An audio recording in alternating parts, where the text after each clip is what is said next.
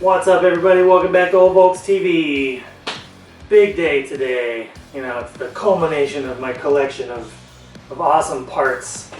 Today we're going to go over the 5 things I'm doing to my bus to modernize it and make my ultimate bus, my dream bus that I've been dreaming of since I was, you know, knee high to a knee, and I got my first shot at looking at one. I knew I had to have one, and this is all the stuff I wanted on it since way back then.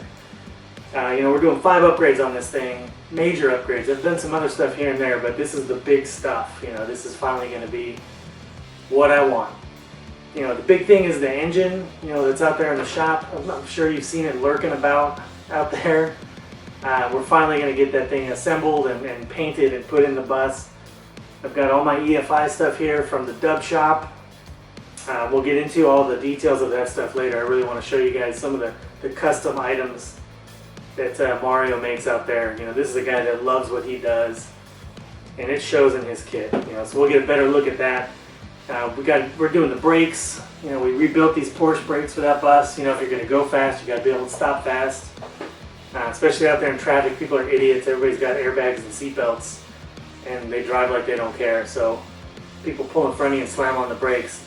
Disc brakes will get you stopped a lot quicker than those big old drums. You know, we've got some other stuff like that shifter we did. Love that shifter. I put tons of miles on it already. It shifts like crazy. No more hit and reverse. I finally figured it out when I downshift from 3rd to 2nd. Goes right in there. I love it. We've got some new gauges we're going to put in there. Got the Autometer ultralight carbon fiber series. Got a huge tack, you know, with the orange needle. Classic, but carbon fiber matches the shift knob, and a few other crazy things we're going to put in there. We've got the fuel gauge and carbon fiber as well to match, and then the GPS speedo. So no more speedo cable screaming in the dash, you know, making your needle jump all over and you never know how fast you're going. This one's GPS based, so as long as the sky is above you, which I'm pretty sure it's always going to be up there somewhere, we will know how fast we're going. Plus it adds a trip meter for those long trips. We can check out our fuel economy. You know, you take how much gas you put in, there's like a thing with some numbers, and you figure out, boom, you know what your mileage is. We're all set here. I mean, we got all 5 things, so, you know, let's go jump into it and see what we can do. Alright, so stock gauges are nice, you know, but they're just kind of brown and plain, and they look good in a stock bus. But with a little bit of performance stuff, you know, you would kind of expect something a little bit extra. So that, to me, looks a lot better. The carbon fiber ultralight, and these Autometer gauges fit right in that stock hole, right up to the bezel. So it's pretty nice. It's going to drop in there nice. The way they did the bracket on the back, it just a little bit of modification, you know, and you can make that work. And that looks really good, I think. And then with the matching gas gauge, we just have to trim the back of the bezel to match the curvature of the dash a little bit, and that'll drop right in. I've got the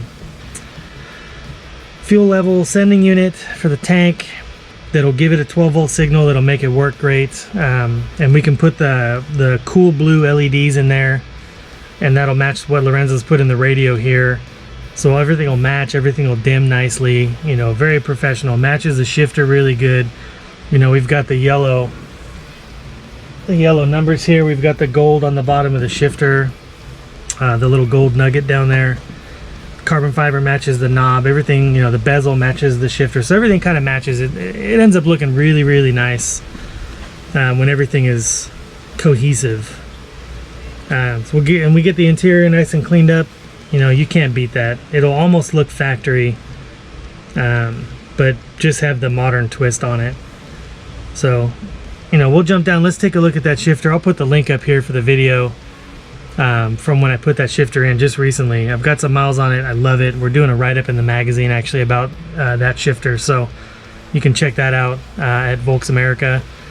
But you know, good stuff. It all matches. So let's jump down there and take a look at the shifter, and then we'll run back and take a look at the motor real quick. Alright, so of course what we have down here is the CRC SS Code Series Nugget shifter. and I'll put a link for that down in the description, and I'll put a link up here for the video on that thing.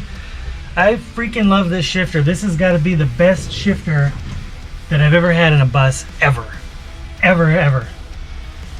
This thing shifts. I mean, it's so precise. That's first, that's second, that's third, and that's fourth. You can't beat that. I mean, I've beat this thing up running around town, slamming it in gear, slamming it in second gear. It's so strong, being that it's billet, you know, and the knob feels good in the hand. It's nice and big. You get your hand on there. It's a positive experience holding it. You know, I'm not hunting for gears. I'm not searching. I'm not banging into the seat. I'm not banging into the dash. Badass shifter, man. I absolutely love this shifter. I highly recommend it. You know, again, you sort of got to pay to play, but you cry one time and you just be happy forever. You know, if I ever sell this bus, which I probably will never sell this bus, but if I ever sell this bus, I'm keeping that shifter. That's how much I love it. And with that 2-liter motor in there, you know, having that big motor and all that power, it's going to be nice shifting and not grinding, you know, grinding gears and not being able to find stuff. Putting that power down to the road when you need it or when you want it, you know, just to have fun. It's a great experience, you know. So shifter upgrade, necessary in my book. Like, stock shifters are cool for putzing around and, you know, having a nice lazy drive, but that's the way to go for a real shifter. So let's jump back and take a look at what motor's in there now, and then we'll have a look at what motor we're about to throw in there. That's the big show right there. So come on, let's take a look at that. So this is our nice, I wouldn't call it performance, but it is a little bit better performance than stock. This is our 1600 single port, you know, just a basic stock motor. All I did was, it's got the 09 distributor and the dual cadrones on it, which, you know, we did a while back just to help with a little performance when going on these trips. And I'll throw the video up there, the link of getting those on there. You know, that was a huge step in performance up from the little 28 pick that it came with. I don't even think that's the right carb for a 1600. That was like ridiculously small. I went through a bunch of different versions of carbs and trying out stuff, but the dual cads has always been my go-to on a 1600 in a bus. You know, easy to tune. You know, you get up to elevation, you just turn one little screw, it comes back down, you got it just right, super easy to set up. And as long as you got the linkage right, you know, they'll run great. But this motor, and it's not that old, this motor is only about a year old, but it's gonna get pulled out for that big 2-liter again. You know, build your dream bus, like a pro touring style bus, which we'll get to the suspension, you know, later. I've sort of blown all my budget for the next 15 years on on the stuff that we've got so far. But eventually, you know, I'd like to get into doing some nice suspension work to go along with all this, and just make a really legit, comfortable pro touring bus. You know, the power to pull my little trailer around, camping if we want to go to the mountains, or we want to go to Arizona for buses by the bridge. You know, cruising at 60 miles an hour comfortably. It's, you know, that motor is going to do it for me. This is a good motor, and this motor is going to get cleaned up, and it's going to get put into our ragtop bug that's coming back from paint actually very, very soon. That thing's been in the body shop for a while, but we're so close to having it ready. It's beautiful. That's actually my wife and my daughter's car. So this motor is for that, and it's going to get a single carb put back on it, and it's going to get all the correct stuff, you know, back to a legit stock motor. But this has been a good motor for me. So this is probably the last time you'll see it in this bus before we start building that other one and get that other one in there. So let's go take a look at that one and all the wonderful things that are going on. All right, there she is. The beast of a motor. You know, a nice 2-liter.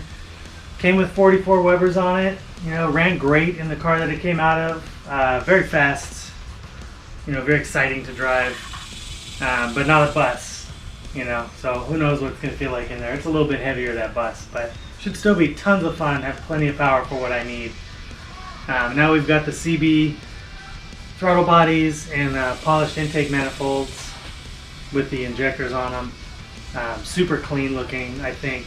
We got the sync linkage back there to get rid of, you know, all the linkage mess and clean everything up even a little bit more. And then with Mario's stuff, you know, it's even cleaner. Perfect example here. This is the CB injector fuel rail. Nothing wrong with it. You know, it's nice and compact. It's small, does the job. But you have the fuel coming in one side and coming out the other side, and it's, you know, it's got to go somewhere around here and come in here and then come out the back and return to the gas tank. You know, so it's very functional, and you can clean it up a little bit and make it look pretty good. But here's what Mario does.